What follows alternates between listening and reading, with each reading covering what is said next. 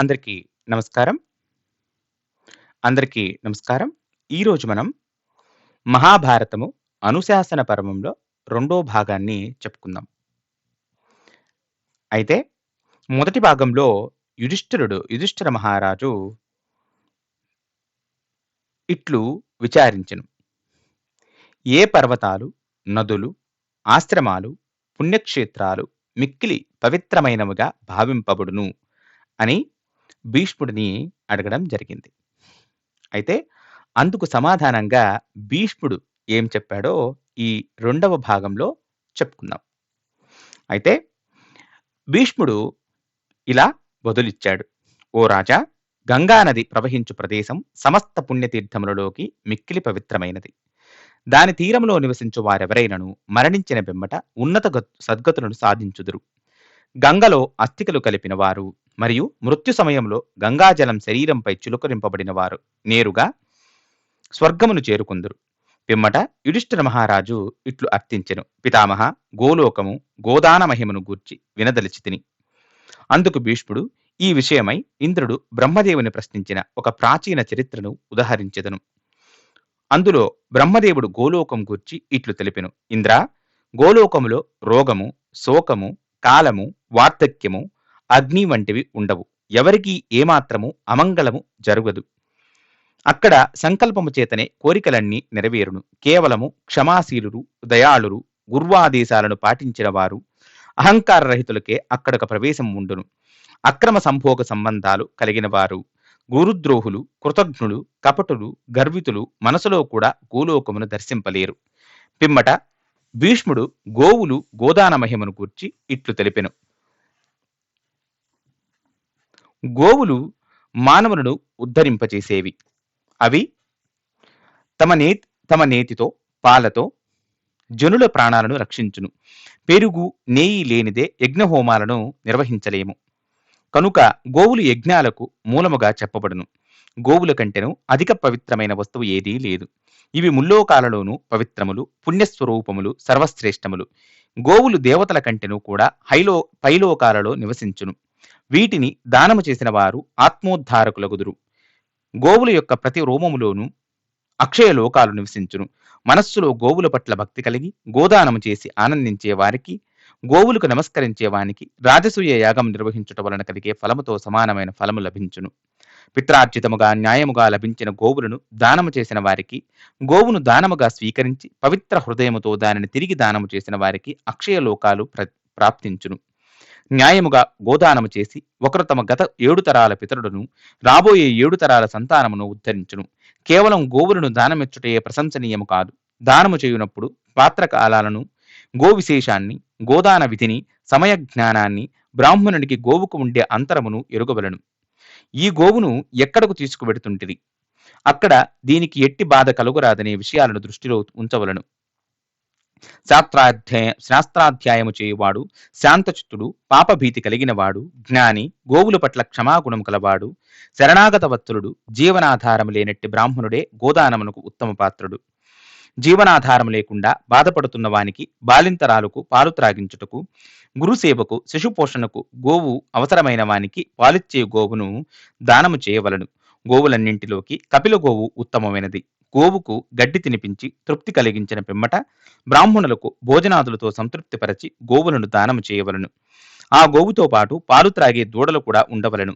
బరువులు ఎత్తుటకు సమర్థమైన ఎద్దును బ్రాహ్మణులకు దానము ఇచ్చినచో 10 గోవులను ఇచ్చినవాడు పొందు లోకాలను పొందును. ప్రమాదములో చిక్కుకుపోయిన గోవులను కాపాడిన వారు క్షణములో పాపాలన్నింటి నుండి విముక్తుడగును. అతనికి అన్ని పుణ్యలోకాలు లభించును.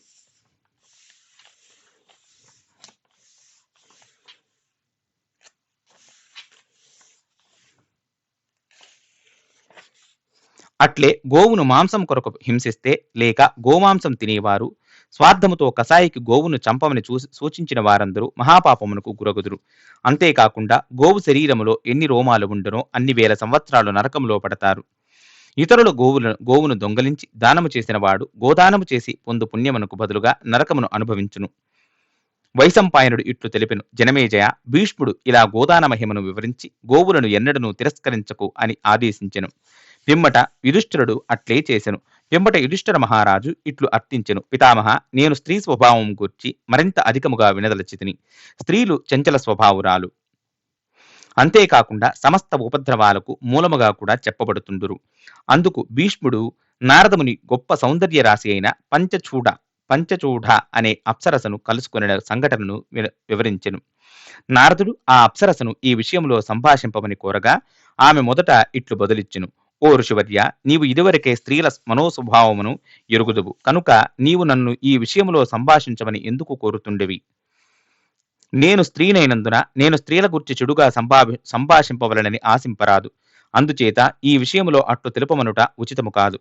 చివరకు నారదుడు అనేక సార్లు వేడుకొనిన పిమ్మట ఆ అప్సరస ఇట్లనెను. ఓ దేవర్షి, స్త్రీ ఎంత గొప్ప కులములో జన్మించినను, ఎంత మంచి భర్తను కలిగి ఉన్నప్పటికీ అన్నింటినీ ఉపేక్షించి తన కట్టుబాట్లను తొలగించుటకు ఎల్లప్పుడూ సిద్ధముగా ఉండును. నిజమునకు స్త్రీలు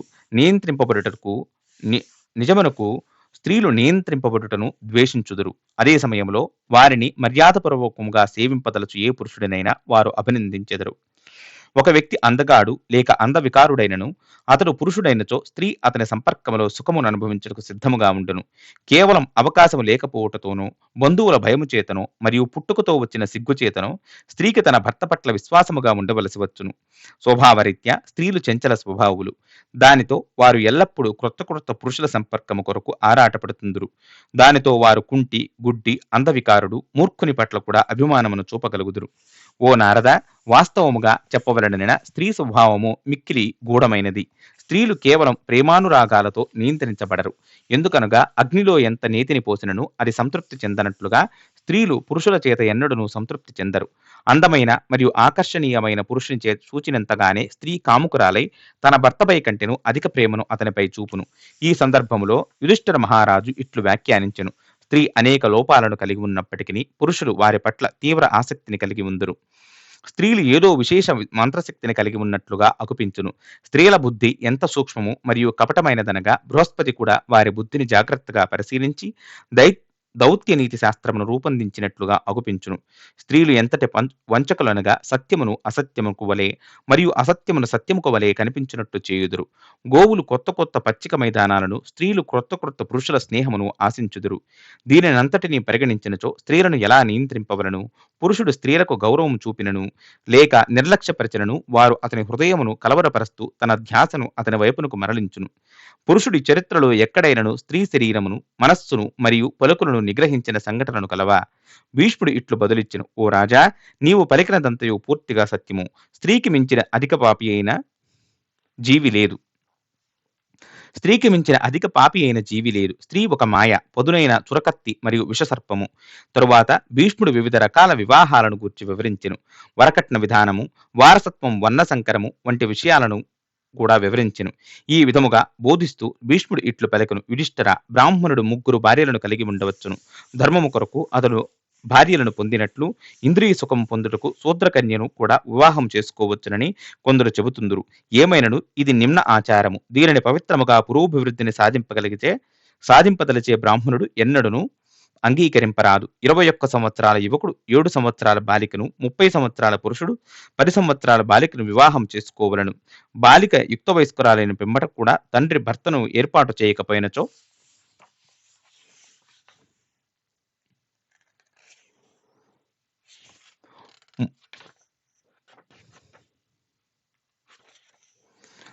బాలిక యుక్త వయస్కురాలైన పిమ్మట కూడా తండ్రి భర్తను ఏర్పాటు చేయకపోయినచో 3 సంవత్సరాలు వేచి ఉండవలెను. అటు పిమ్మట కూడా తండ్రి కూతురి వివాహం విషయంలో నిర్లక్ష్యము చూపినచో ఆ యువతి తన భర్తను తానే ఎంచుకోవలెను. అప్పట్లో ఇలానే జరిగేది, కానీ ఇది ఇప్పటి విషయం కాదు. యుధిష్ఠిర మహారాజు దయాగుణ లక్షణాలను గూర్చి ప్రశ్నింపగా భీష్ముడు ఈ చక్కటి వివరణను అందించెను. యుధిష్ఠిర, ఇతరుల దుస్థితిని చూచినప్పుడు ఒకరి హృదయములో దయ అనేది ప్రత్యేకించి మేల్కొనును. ఇతరులతో సన్నిహితముగా జీవించుట చేత నిస్సహాయులను మరియు తమపై ఆధారపడిన వారిని చూచుట ద్వారా, అనగా స్త్రీలను, పిల్లలు, గోవులు మరియు వృద్ధులు, బ్రాహ్మణుల వంటి వారిని దయ ఏర్పడును. భీష్ముడు వ్యాఖ్యానిస్తున్నట్టు సమయంలో ఈ క్రింది సంఘటన జరిగిను. ఒకసారి సప్తర్షులు కమలకాడలను సేకరించుట కొరకై ఒక సరోవరంలోకి దిగిరి. వారు ఆ కాడలను సేకరించి వాటిని ఒడ్డున పెట్టి తమ నిత్యానుష్ఠాన నిర్వహించుటకు తిరిగి సరోవరములోకి ప్రవేశించిరి. వారు సరోవరము నుండి బయటకు వచ్చి చూడగా వారి కమల కాడలు కనిపించలేదు. దానితో నిరాశ చెందిన ఋషులు ఒకరిపైనొకరు దొంగతనము ఆరోపించుకోసాగిరి. చివరకు ప్రతి ఒక్కరూ దొంగిలించిన వారిని శపిస్తూ తమ నిర్దోషత్వమును నిరూపించుకోదలచిరి. ఒకరి తర్వాత మరొక ఋషి ఇట్లు శపించెను: కమలకాడలను దొంగిలించిన వాడు వేదాధ్యయనము విడుచుగాక. పిమ్మట మరొక ఋషి దొంగిలించిన వాడు కామ క్రోధ లోభాలకు దాసుడగుగాక. మరొక ఋషి సన్యసించిన పిమ్మట వివాహమాడుగాక. మరొక ఋషి దొంగ తన భార్య యొక్క సంపాదనతో జీవించుగాక. మరొక ఋషి దొంగ శూద్ర స్త్రీతో సంభోగించుగాక. మరొక ఋషి అయితే ఇలా శాపం పెట్టాడు: దొంగ పగటిపూట సంభోగములో పాల్గొనుగాక. ఇంకొక ఋషి అయితే దొంగిలించిన వాడెవడైనను క్రూర ప్రవర్తనతో వేదాలను దూషించును మరియు సూర్యునికి అభిముఖముగా మూత్ర విసర్జన చేయుగాక. తర్వాత యుధిష్ఠిర మహారాజు ఇలా విచారించెను: ఓ పితామహ, దేనిచేత ఆయుష్షు పెరుగును లేక తరుగును? భీష్ముడు ఇలా బదులిచ్చెను: ఓ రాజా, సత్ప్రవర్తన చేత ఒకరు దీర్ఘాయువును పొందుదురు. అట్లే పాపకార్యాల ఆచరణ ద్వారా ఆయుష్షు తరుగును. ఒకవేళ ఎవరైనను దీర్ఘకాలం జీవింపదలచినచో ఎన్నడును సూర్యోదయము మరియు సూర్యాస్తమయాలను వీక్షింపరాదు. గ్రహణ సమయాల్లో సూర్యుని చూడరాదు. ఇతరుల భార్యలతో సంభోగించుట ద్వారా ఆయువు త్వరితగతిన క్షీణించును. నిజమునకు ఇతరుల భార్యలతో సంభోగించినచో ఆ స్త్రీ శరీరంపై ఎన్ని రోమాలు ఉండునో అన్ని వేల సంవత్సరాలు నరకములో బాధలను అనుభవించవలసి ఉండును. ఒక కాలుపై మరొక కాలుని వేసుకుని కూర్చోరాదు. యజ్ఞములో అర్పింపబడని మాంసమును భుజింపరాదు. వికలాంగులను, అజ్ఞానులను, అందవిహీనులను, బలహీనులను, పేదవారిని మరియు దుఃఖములోని వారిని చూచి అపహాస్యము చేయరాదు. ఆకాశములోని నక్షత్రాదుల వైపునకు వేలును చూపరాదు. అపరిశుభ్రమైన పగిలిన అద్దములో తన ప్రతిబింబమును చూచుకోరాదు. ఉత్తర మరియు పడమర దిక్కులకు తలపెట్టి పడుకొనరాదు. నాస్తికునితో వాదించరాదు. దిగంబరముగా స్నానమాచరించుట గాని శయనించుట గాని చేయరాదు. మైలలో గల స్త్రీతో సంభాషించరాదు. ఎన్నడను నిలుచుని గాని నడుచుకుంటూ గాని భుజింపరాదు. కేవలం కూర్చుని మాత్రమే భుజింపవలను. ఎన్నడను నిలుచుని మూత్ర విసర్జన చేయరాదు. ఒకరు ఉదయం మరియు సాయంత్రం మాత్రమే భుజింపవలను. మధ్య మధ్యన భుజింపరాదు. పగటిపూట లేక స్త్రీ మైలలో ఉన్నప్పుడు ఎన్నడూనూ సంభోగములో పాల్గొనరాదు. పిల్లలతో, వృద్ధులతో మరియు సేవకులతో సన్నిహిత్యమును పెంచుకోరాదు. సంధ్యా సమయంలో ఎవరునూ నిద్రింపరాదు. అధ్యయనము చేయరాదు. భుజింపరాదు. ఈ సమయంలో ఒకరు తమ పాప కార్యకలాపాలన్నింటినీ నిలిపి ప్రార్థన మరియు ధ్యానాదులతో నెలకొనవలను. రాత్రి సమయంలో ఒకరు అతిథిగా భుజింపరాదు. అట్లే అతిథిగా అతిథి మర్యాదలకు పోయి అతిథిని ఎక్కువగా భుజించినట్లుగా బలవంత పెట్టరాదు. ఎన్నడును స్త్రీకి హాని కలిగించరాదు. పగటిపూట నిద్రించువారు లేక పాపకార్యములో పాల్గొనవారు తమ ఆయుష్ను కోల్పోవుదురు. యజ్ఞయాగాదులకు ఆహ్వానము లేకుండా వెళ్ళినచో, ఒకవేళ యజమాని అతడిని ఉచిత రీతిన గౌరవింపుకున్నచో జీవిత పరిమాణము క్షీణించును. ఓ యుధిష్ఠిర, సత్ప్రవర్తన అనేది తాత్విక సిద్ధాంత జ్ఞానములన్నింటిలోకి అత్యున్నతమైనది. కనుక తమ సంతానమునకు సత్ప్రవర్తనను బోధించు తల్లి వేదాలను బోధించు గురువుకు సమానము. ఎందుకనగా ఆమె సంతానమును పెంచుటకు అన్ని రకాల అసౌకర్యాలను సహించును. అందుచేత భౌతిక దృష్టిలో తల్లి మానవ సమాజములో గొప్ప మాన్యనీయురాలు.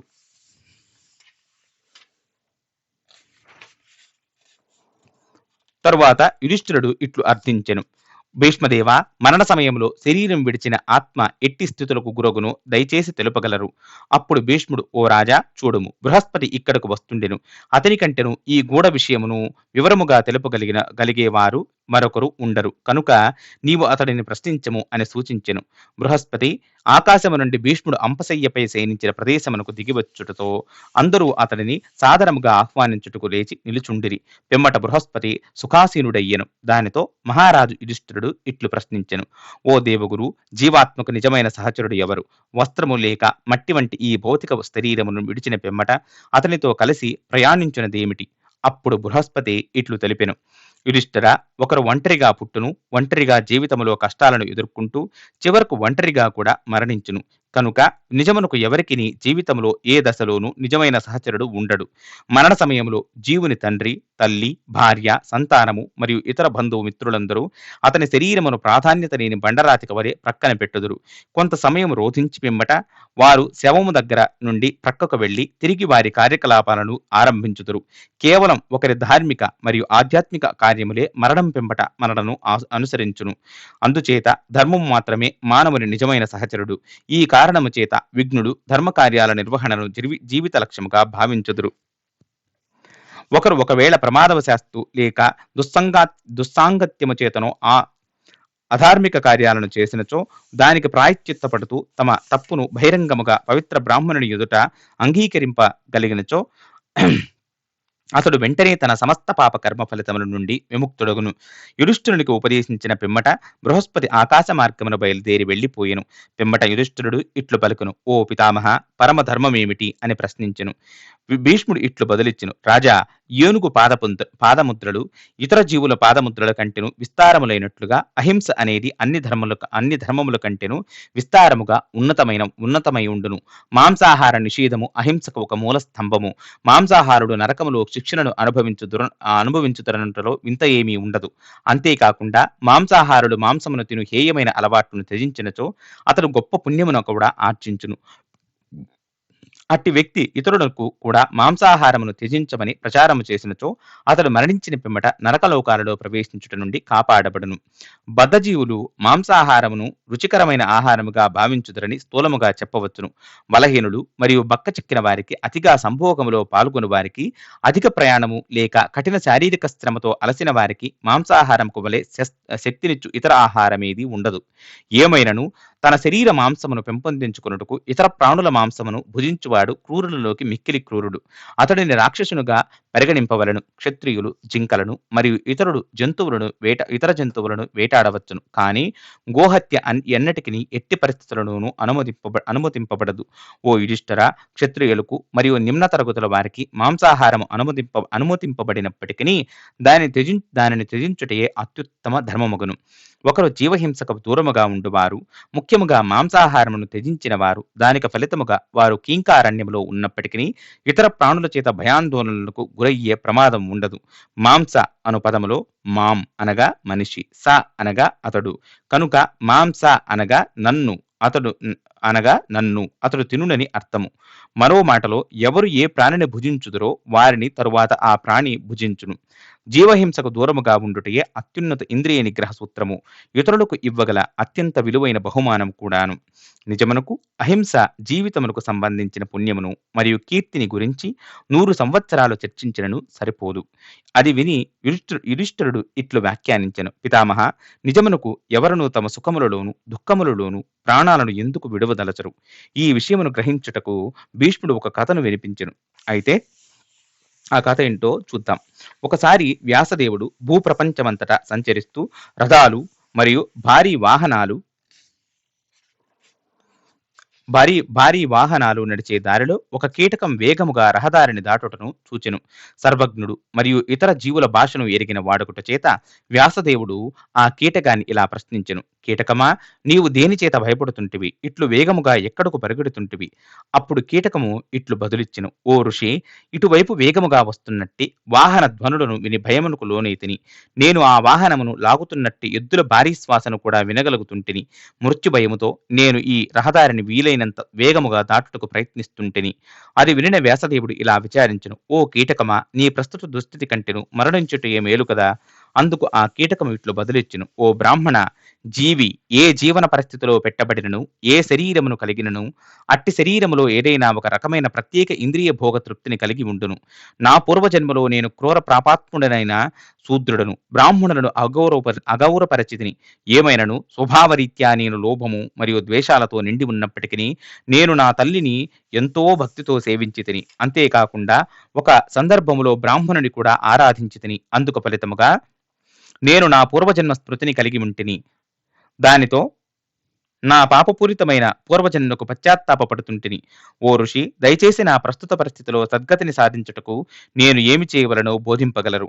అప్పుడు వ్యాసదేవుడు ఇట్లు బదులిచ్చెను, ఓ కీటకమా, నా ఆధ్యాత్మిక ఆచార్యునికి ప్రతినిధిగా నడుచుకుంటున్న నన్ను నీవు గొప్ప వినయముగా ఉద్ధరణ మార్గమును గురించి విచారించినందున నీవు వచ్చే జన్మలో బ్రాహ్మణ పుత్రునిగా జన్మించెదవు. ఈ విధముగా చివరకు నీవు పరమ లక్ష్యమును సాధించెదవు. వ్యాసదేవుని పలుకులలో విశ్వాసము కలిగిన ఆ కీటకము వెంటనే తన పరిస్థితిని పరిగణిస్తూ రహదారి మధ్యన నిలుచుండెను. దానితో భారీ ఎడ్ల బండి దాని శరీరంపై నుండి పోగా అది ప్రాణాలను విడిచెను. కీటక శరీరమును పొందినట్టి ఆ జీవాత్మ పిమ్మట ఉన్నత జన్మలను ఒకదాని తర్వాత మరొక దానిని పొందెను. ఒక బల్లి, పక్షి, పంది, జింక వంటి శరీరాలను పొంది చివరకు ఒక చండాలునిగా మానవుల సమాజంలో జన్మించెను. తరువాత ఆ జీవాత్మ శూద్రునిగా, వైశ్యునిగా, చివరకు ఒక క్షత్రియ వంశములో రాకుమారునిగా జన్మించెను. ఈ భాగ్యశాలి అయిన జీవి తన పూర్వజన్మల స్మృతులను కలిగి ఉండుట చేత వ్యాసదేవుడు నివసిస్తున్నట్టు ప్రదేశమునకు వెళ్ళెను. వ్యాసదేవుని పాదాలకు సాష్టాంగ ప్రణామాలను సమర్పించి ముకులిత హస్తాలతో తన పూర్వజన్మ వృత్తాంతాలను వివరిస్తూ వ్యాసునికి కృతజ్ఞతలను ప్రకటిస్తూ తన ప్రస్తుత వైభవ మరియు భోగవంతమైన మహారాజు జీవితమును వివరించెను. అది వినిన వ్యాసుడు ఇట్లు పలికెను: ఓ రాకుమార, బ్రాహ్మణులను మరియు గోవులను రక్షిస్తూ నీవు యుద్ధములో ప్రస్తుత ఈ శరీరమును త్యజించినచో మరో జన్మలో నీవు ధార్మికుడైన బ్రాహ్మణుని గృహమును జన్మించెదవు. అప్పుడు నేను నిన్ను సమీపించి జీవితపు అత్యున్నత లక్ష్యమును కూర్చి బోధించెదను. వ్యాసదేవుని కలిసిన రాకుమారుడు తపస్సు కొరకే అడవులకేగి ఆధ్యాత్మిక జీవితమును సాధింపదలచెను. దానితో వ్యాసుడు అతడిని సమీపించి ఇట్లు వివరించెను: ఓ రాకుమార, జనులను రక్షించుటయే క్షత్రియుల వాస్తవ తపస్సు. రాజుగా నీ ధర్మాలను చక్కగా నిర్వర్తిస్తూ అదే సమయంలో వ్యక్తిగత జీవితంలో ధార్మికముగా నడుచుకోగలిగినచో మరో జన్మలో బ్రాహ్మణుని ఇంట జన్మించెదవు. వ్యాసదేవుని సూచన ప్రకారం వనవాస జీవితమును త్యజించి తన రాజధానికి తిరిగి వెళ్ళెను. వ్యాసదేవుడు ఆదేశించినట్లుగా రాజ్యమును ధర్మ మార్గములో నడిపించెను. చివరకు ఒక ఉన్నత బ్రాహ్మణుడి గృహమున జన్మించెను. వ్యాసదేవుడు మరొకసారి అతడిని సమీపించి ఇట్లు ముగించెను: ఓ బ్రాహ్మణ, పురోభివృద్ధిని సాధించిన వ్యక్తి తప్పక తెలుసుకోవాల్సినవే ఏమనగా, అధర్మమే భయమునకు మూలము. మన భౌతిక పరిస్థితులు, మృత్యువు కూడా మన ఆధ్యాత్మిక ప్రగతిని నిరోధించలేవు. పాప జీవితమును పతనము చేసే శక్తి కూడా అది కలిగి ఉండును. నీవు ఈ సత్యమును కీటక జన్మలో అనుభూతి చెందితివి. వ్యాసదేవుని ఆదేశానుసారం పూర్వపు కీటకము ధర్మ మార్గములో స్థిరత్వమును పొందెను. దానితో అది తన భౌతిక శరీరమును విడిచి బ్రహ్మలోకమును కూడా చేరుకొనెను. పిమ్మట భీష్ముడు ఇట్లు వేడుకొనెను: ఓ యుధిష్ఠిరా, ఇక్కడ కురుక్షేత్ర యుద్ధములో ప్రాణాలను విడిచిన యోధుల కొరకు నీవు విచారించరాదు. వారు తమ కర్తవ్యమును నిర్వర్తించినందుకు ఉత్తమ గతులను సాధించిరి. తరువాత యుధిష్ఠిరుడు ఇట్లు ప్రశ్నించెను: కానుకలు, రాజీపడుట,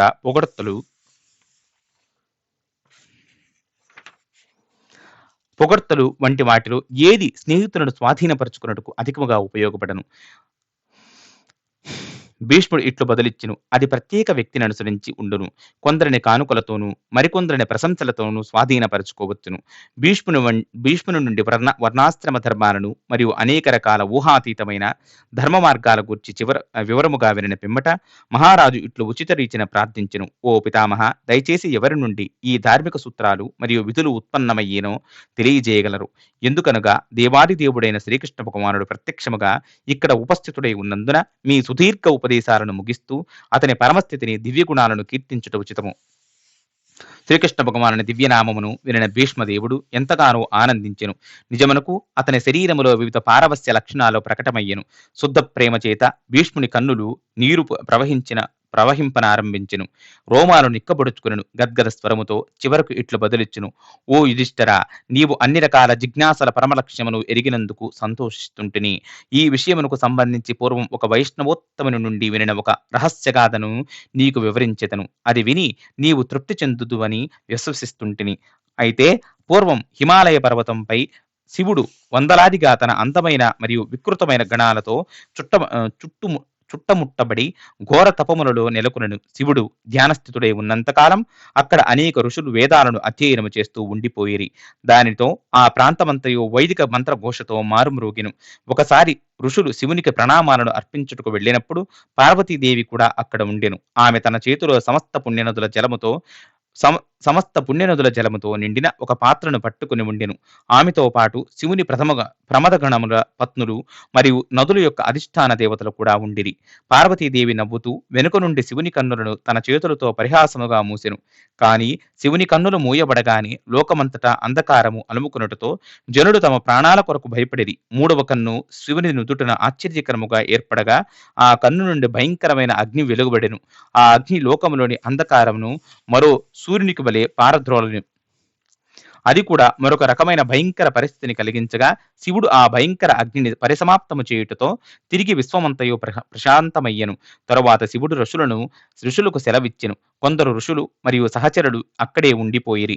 దేవాది దేవుని గొప్ప భక్తులైన ఆ ఋషులు ఇట్లు అర్థించిరి: శివా, నీవు వైష్ణవోత్తముడువు, దయచేసి దేవతారాధకుడు దేవాది దేవుడైన వాసుదేవుని వైభవాలను తెలుపవలసినదిగా ప్రార్థిస్తుంటిని. అందుకు శివుడు గొప్ప ఉత్సాహముతో దేవాది దేవుడైన శ్రీకృష్ణ భగవానుడి పరమోన్నత స్థితిని మరియు లీలలను సుదీర్ఘముగా వివరించెను. అట్టి అతని సంగ్రహ సంభాషణనే ఇక్కడ చూడవచ్చును. పరమశివుడు ఇలా చెప్పనారంభించెను: ఋషివర్యురాలా, శ్రీకృష్ణ భగవానుడు కారణుడు. అతనికి అతీతమైనదేది ఈ సృష్టిలో ఉండదు. అతడు దేవాది దేవునిగా సమస్తమునకు భిన్నుడు. అతడు సమస్త ఆధ్యాత్మిక భౌతికతలకు మూలము. శ్రీకృష్ణ భగవానుడు మీకు నాకు వలె అందరికీ అన్నింటికీ ఆది మూలము కనుక మనమందరము అతని వివిధాంశలు. శ్రీకృష్ణ భగవానుడు అనేక విష్ణుతత్వాలుగా విస్తరించును. అవన్నీ కూడా అతనికి సమాన శక్తిమంతములు. అంతేకాకుండా అతని విభిన్నాంశాలే జీవులు. భగవంతుని తటస్థ శక్తియే ఈ సూక్ష్మ విభిన్నాంశలు. ఈ జడ జగత్తు న్యూన శక్తితో నిర్మింపబడెను మరియు భగవంతుని శాశ్వత జగత్తు ఉన్నత శక్తితో రచింపబడెను. జీవులు ఉన్నత ప్రకృతికి చెందినవను. వారు తమ సూక్ష్మతమము చేత తటస్థ శక్తిగా పరిగణింపబడుదురు. కొన్నిసార్లు వారు న్యూనమైన భౌతిక జగత్తుకు పతనముకు ప్రవృత్తి చేత దుఃఖాలను పొందుతుందురు. భగవంతుని ధామములో భగవంతుని సేవించు నిత్యదాసుడే జీవుడు. అదే అతని సహజ స్థితి. కానీ అతడు తన అణుమాత్రమైన స్వాతంత్రమును దుర్వినియోగపరిచినందుకు అతడు భౌతిక జగత్తు దుఃఖాలను పొందెను. ఈ దురదృష్టకరమైన స్థితి నుండి జీవుడు ముక్తిని సాధించవలననిన బద్ధజీవుడు దేవాది దేవునికి శరణాగతుడైనచో తిరిగి భగవద్ధామమును చేరుకోగలడు. ఓ ఋషి శ్రేష్ఠులారా, దేవాది దేవుడు శ్రీకృష్ణ భగవానుని విశ్వరూపములో సర్వులు మరియు సమస్తము నెలకొని ఉండును. ఒకరు దీనిని అవగాహన చేసుకున్నప్పుడు అతడు సహజముగానే సమస్తమును నన్ను మరియు బ్రహ్మదేవునితో సహా గ్రహింపగలుగును.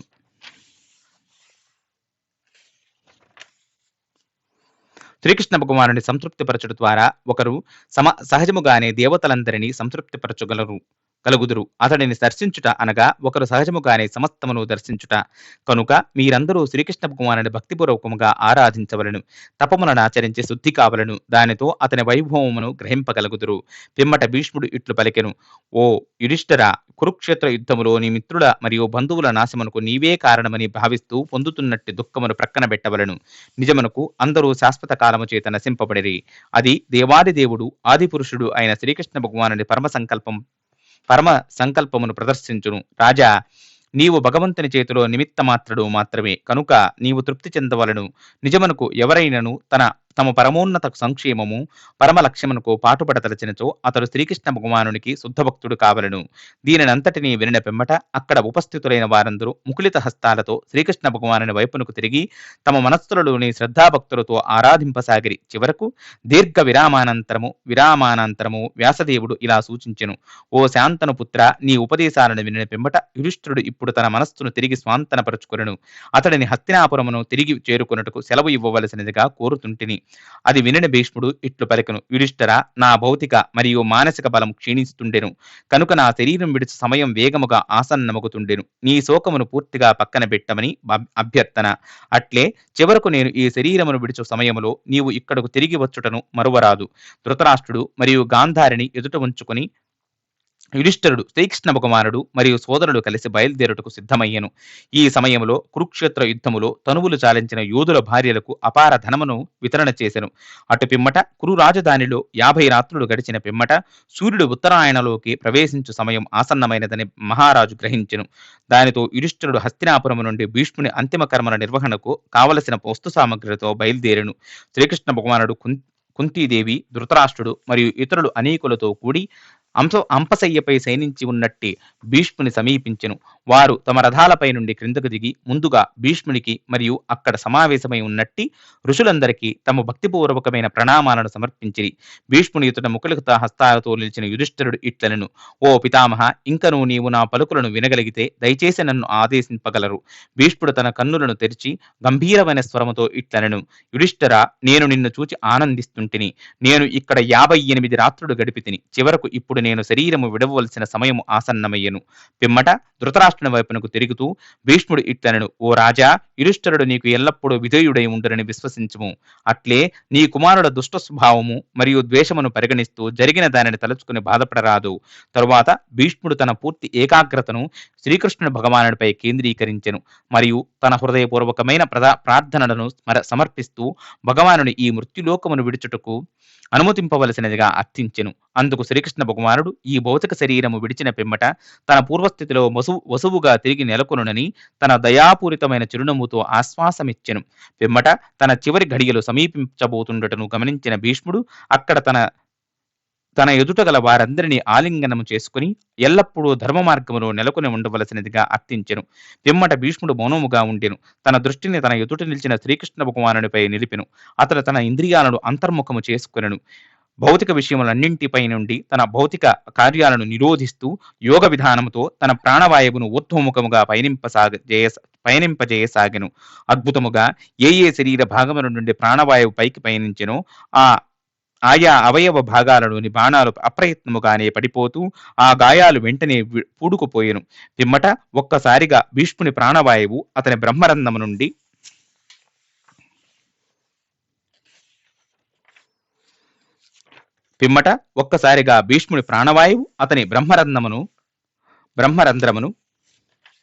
ఛేదించుకుని ప్రకాశిస్తున్నట్టు ఉల్కలకు వలె ఆకాశములో పయనించుటను అక్కడ ఉపస్థితులైన వారందరూ చూడగలిగిరి. పైనుండి పుష్పవృష్టి కురువగా మంగళవాద్యాలు ప్రోగింపబడెను. సిద్ధులు మరియు గొప్ప ఋషులందరూ హర్షధ్వానాలు చేయుట వినిపించెను. చివరకు భీష్ముని ఆత్మ కనుమరుగుటతో విదురుడు దహనము చేసేందుకు చితిని ఏర్పాటు చేయసాగెను. యుధిష్ఠిర మహారాజు భీష్ముని దేహమును పట్టు వస్త్రాలతో పూలదండలతో అలంకరించెను. అటు పిమ్మట దేహమును చితిపై పడుకోబెట్టినప్పుడు యుయుత్సువు తలపై ఛత్రమును పట్టుకొనగా భీముడు మరియు అర్జునుడు భీష్ముని పాదముల దగ్గర నిల్చుని చామరలతో వీచసాగిరి. నకుల సహదేవులు తలపాగతో భీష్ముని శిరస్సును అలంకరించిరి. కురుస్త్రీలు తాటాకు విసనకర్రలతో నలువైపుల నుండి అతనికి వీచసాగిరి. అప్పుడు సామవేద పండితులు సామగానము చేసిరి. ధృతరాష్ట్రుడు గంధపు చెక్కలతో భీష్ముని శరీరమును కప్పి అగ్నితో చితిని అంటించెను. ఆ మండుతున్న చితికి ధృతరాష్ట్రాది కౌరవులందరూ ప్రదక్షిణ చేసిరి. పిమ్మట అందరూ ఊరేగింపుగా గంగా నదీ తీరమునకు వెళ్లి భీష్మునికి జలాంజలులను సమర్పించిరి. ఆ సమయంలో స్వయంగా గంగాదేవి నీటి నుండి పైకి వచ్చి హృదయ విదారముగా రోధిస్తూ ఇట్లు విలపించును: ఓ, నా గుండె బండరాతితో చేయబడి ఉండవచ్చును. ఎందుకనగా అది నా శక్తిశాలి అయిన పుత్రుడు